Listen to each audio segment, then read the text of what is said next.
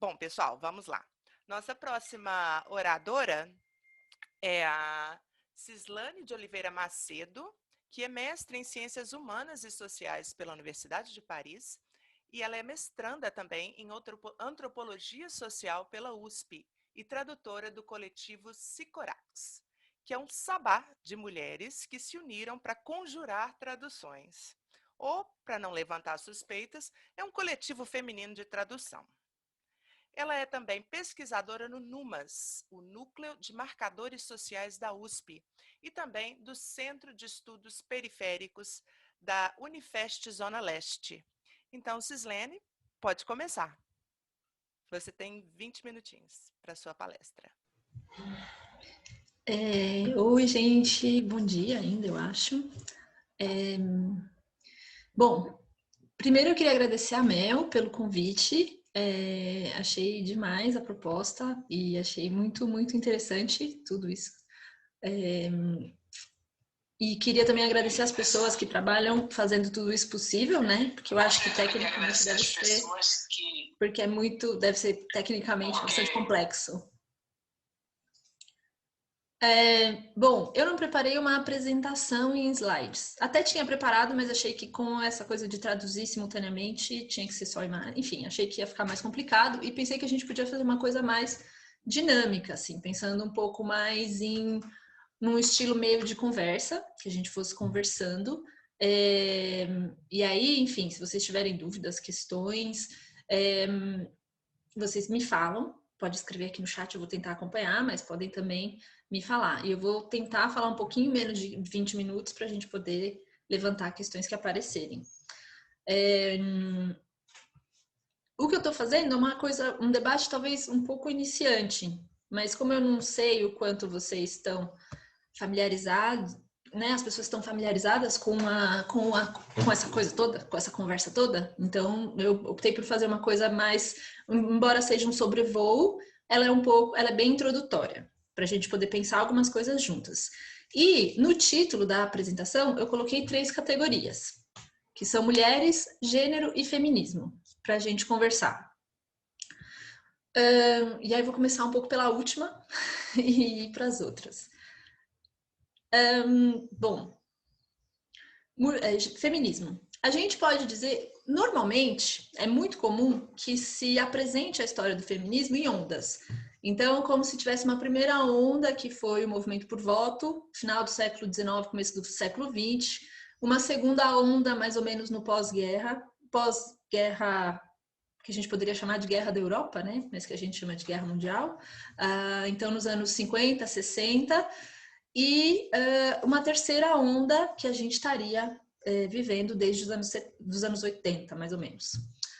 Eu acho que a gente pode contar outras histórias do feminismo que não seja essa das ondas. Então, a história que eu proponho para vocês, ela é um pouco mais fluida. A gente pode dizer, então, dentro dessa perspectiva, que o feminismo é uma filosofia, uma maneira de ver o mundo e é também um movimento social. Então, o feminismo ele não nasce com a luta pelo direito ao voto, que aconteceu em alguns países do mundo ocidental, né? Na Inglaterra, na França, nos Estados Unidos, são as histórias mais famosas. E, aliás, se vocês nunca viram, eu recomendo que vocês vejam o filme Sufragetes, porque elas eram realmente muito, muito boas. Enfim, então a história do feminismo não começaria aí, da perspectiva que eu estou propondo para vocês. Ela começaria quando qualquer mulher ou qualquer grupo de mulheres em qualquer lugar do mundo se organizou ou se opôs à maneira como as mulheres são tratadas naquele lugar. Então a gente não tem uma origem para o movimento feminista, né? Mas a gente tem alguns traços, e aí eu vou me ater aqui sempre ao mundo ocidental, porque eu sou ignorante de toda a história da outra parte do mundo, infelizmente, e acho que é um problema que a gente tem muito desse lado do mundo, né? Que é da gente ter referências históricas muito limitadas. E a gente pode ir conversando sobre isso também. Bom, o que eu queria propor para vocês, como a primeira referência, tem um livro da Christine de Pizan, que chama A Cidade das Mulheres, que é talvez o registro mais antigo que a gente tem, pelo menos o registro escrito mais antigo que a gente tem.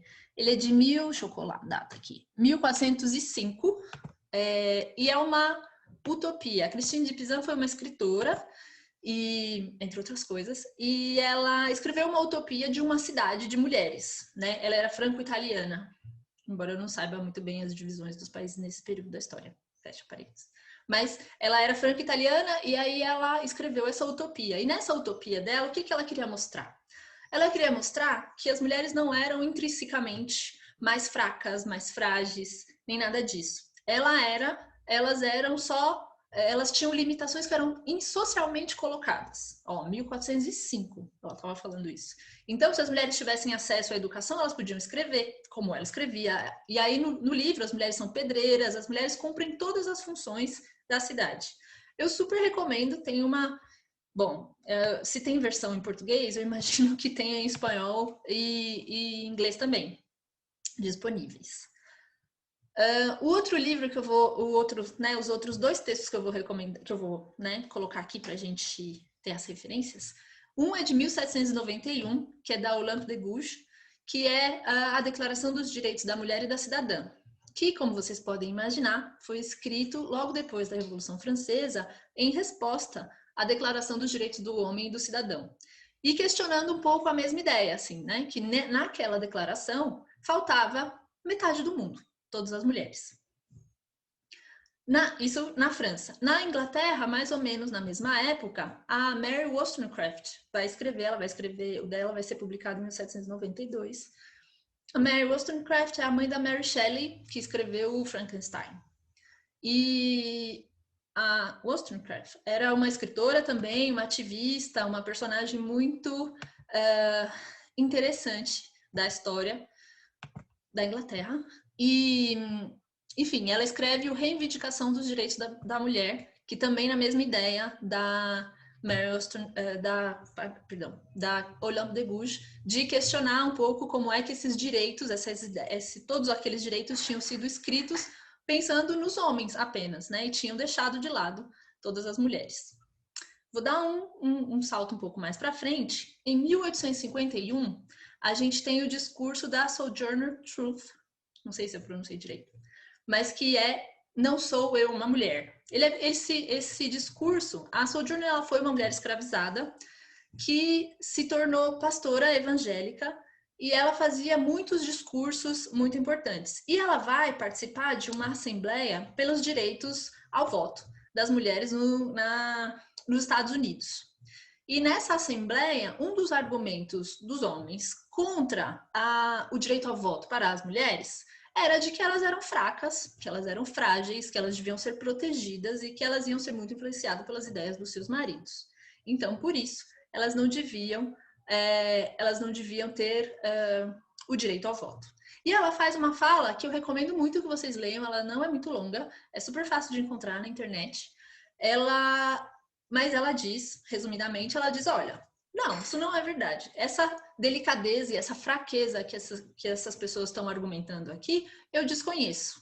Eu posso trabalhar tanto quanto um homem, eu posso comer tanto quanto um homem, eu tive vários filhos que foram arrancados de mim. Então, esse modelo, e eu não sou uma mulher, então esse modelo de mulher que vocês estão apresentando aí, eu desconheço. Isso não é uma mulher. Esse discurso foi muito retomado por diversas escritoras feministas negras já no final do século XX, nos anos 70, 80, 90, e hoje é muito retomado por uma série de feministas negras, porque elas vão colocar em questão, e aí eu já estou dando um salto histórico bem comprido, né? Mas é um pouco para colocar em questão as diferenças entre as mulheres, né? O quanto que ser uma mulher negra, e aí nesse caso uma mulher negra escravizada, tinha um peso importante sobre a experiência de ser mulher no mundo que a Sojourner estava apresentando naquele momento. Aí, um outro livro que é muito referência do feminismo, né? Que é uma grande referência importante do feminismo, é o da Simone de Beauvoir, que eu imagino que vocês conheçam, que chama O Segundo Sexo. O Segundo Sexo foi escrito em 1940, foi publicado em 1949, e ele acaba sendo um marco nessa que vai ser chamada de segunda onda do feminismo, pela aquela maneira tradicional de contar a história, mas acaba sendo um marco do feminismo no mundo ocidental, porque ela acaba sendo traduzida para muitos países e tal, para muitas línguas. E ela mesma diz uma coisa muito interessante, que ela começa o livro tentando entender a condição da mulher no mundo. E quando ela coloca o último ponto final, é que ela percebeu que ela era feminista. Enfim,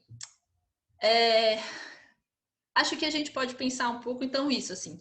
A gente não tem como localizar esse nascimento histórico do feminismo, né, em nenhum lugar, mas a gente tem um pouco essas referências, a gente tem essas referências escritas, né, já muito antigas. Isso dá a ideia de que, isso pode nos dar a ideia de que a condição da mulher nas diversas sociedades estava sendo já questionada por algumas mulheres há muitos e muitos e muitos anos. Então, isso não é uma coisa que nasce com a luta pelo direito ao voto no final do século XIX.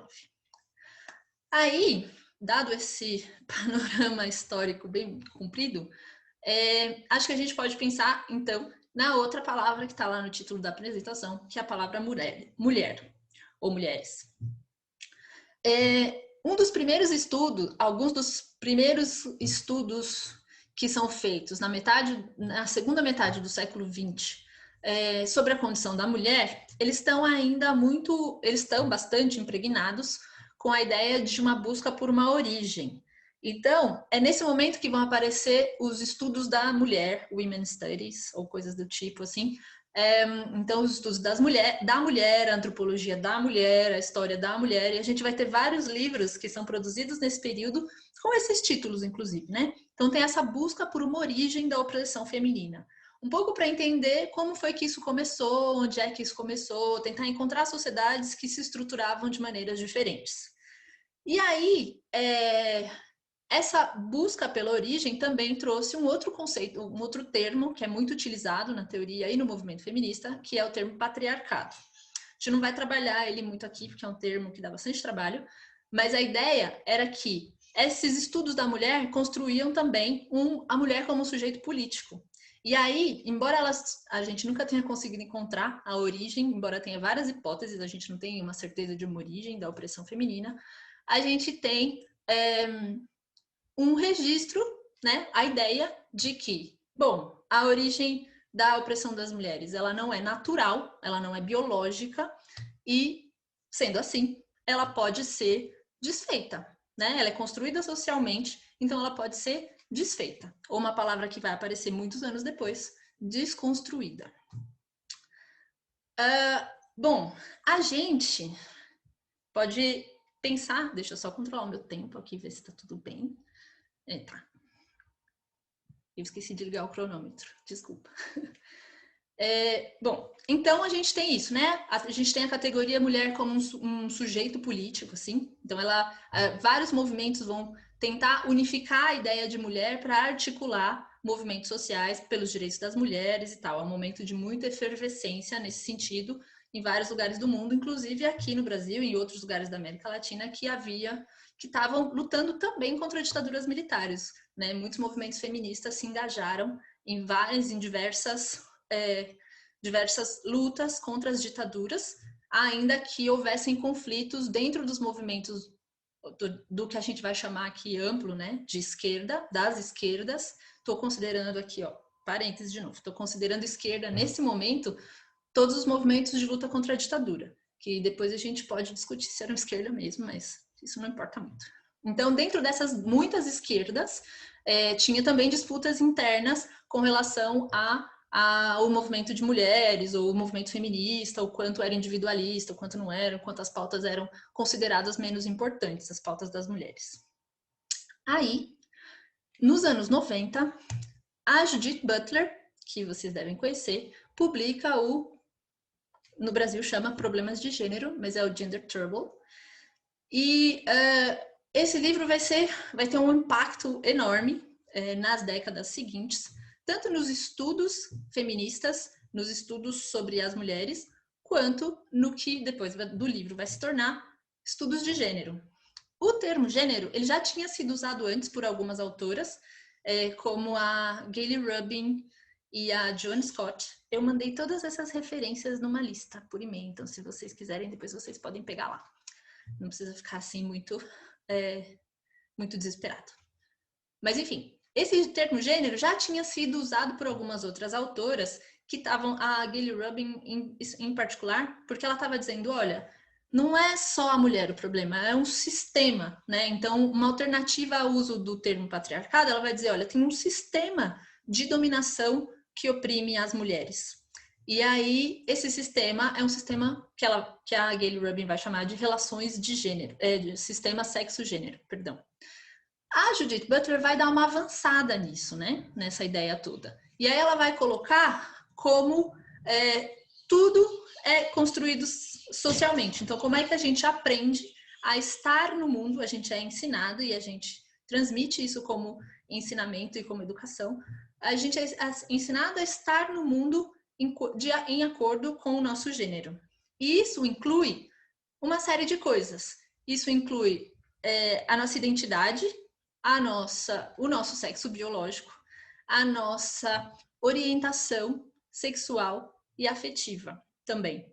Então, isso vai envolver uma série de coisas. E o que essa ideia da Judith vai fazer a gente pensar? Primeiro que a gente amplia as possibilidades não só para o movimento feminista, mas para vários outros movimentos e várias outras leituras, inclusive dentro da universidade, né? Então, a gente vai pensar os movimentos gay queer, a gente vai pensar os movimentos lésbicos, a gente vai pensar, sobretudo, os movimentos trans, a partir dessa abertura que o trabalho da Judith apresenta. E aí, falando muito rapidamente, muito grosseiramente, o que isso significa?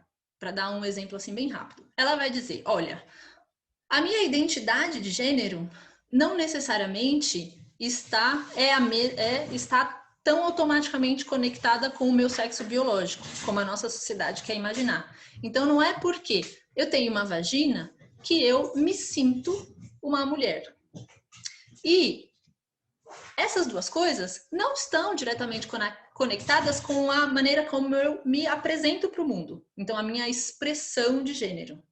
E nada disso está diretamente conectado à pessoa por quem eu manifesto interesse afetivo e ou sexual. Parece meio confuso, não sei porque eu não estou vendo vocês, não sei se a cara está meio confusa. Mas não é muito confuso, na verdade é relativamente simples. Isso quer dizer que uma pessoa que se sente mulher, ela pode não necessariamente ter nascido com uma vagina, pode dar uma mensagem para o mundo, né? A maneira como ela se apresenta para o mundo. Se ela tem cabelo comprido, se ela usa saia, se ela tem gestos que são considerados femininos e tal. Pode ser diferente dessas duas coisas. E ela pode se interessar por pessoas que são mulheres, por pessoas que são homens, por pessoas que não são mulheres nem homens, por pessoas trans. Ela pode se interessar por diferentes pessoas. É um pouco o que ela fez foi dar uma bagunçada para essa coisa que o pessoal da ideologia de gênero acha que é muito fixa, né? Então, o pessoal tanto que as manifestações contra a Judith Butler, quando ela veio ao Brasil, foram muito nesse sentido, de que ela estava destruindo a família, destruindo as crianças, destruindo tudo.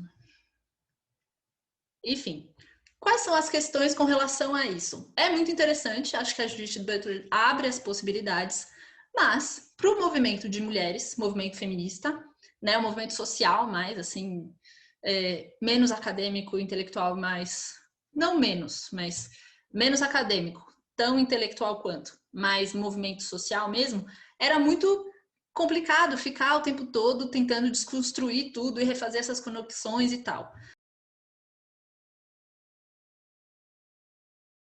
É o trabalho dela ficar pensando e repensando as coisas, trabalhando sobre livros e teorias.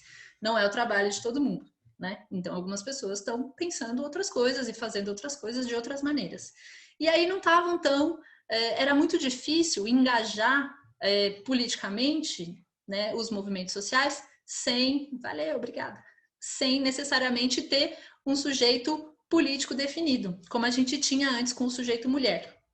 Então, os movimentos sociais vão um pouco questionar esse uso do termo gênero, que acabou virando um sinônimo para mulher, mas que não era um sinônimo para mulher e ficou confuso no uso, e vão retomar, mas só que agora, ao invés de falar de mulher, falar de mulheres. Então, e aí já vou terminando, o que a gente tem hoje, mais comumente? A gente tem uma série de movimentos feministas, então a gente usa tudo muito mais no plural, e aí nesse uso mais do plural, a gente também pensa, o feminismo ele deixa de ser uma coisa unificadora, porque a gente sabe um pouco, não sei se vocês já pensaram sobre isso, mas a gente sabe um pouco que quando a gente unifica um modelo, é igual o problema lá dos direitos do homem. Quando eles escreveram os direitos do homem, eles estavam pensando só nos homens? Não necessariamente pensaram isso nesses termos, mas quando você unifica o homem e você cria o outro, né, você cria automaticamente o outro. E aí esse outro é completamente esquecido. Então a mulher, no singular, era a mulher que podia escrever os projetos sobre as mulheres, né? Então era uma mulher muito específica. Normalmente ela é branca, normalmente ela é de classe média ou alta e normalmente ela é intelectualizada. Quando a gente multiplica as mulheres, a gente abraça a diversidade que é o mundo de mulheres. Então a gente vai ter mulheres brancas, mulheres negras, mulheres indígenas, mulheres trans, mulheres pobres, mulheres do norte, do sul, de todas as regiões. A gente vai ter um feminismo que é realmente mais plural e que realmente está pensando sobre as mulheres no plural. Bom, é isso, gente. Muito obrigada e parabéns.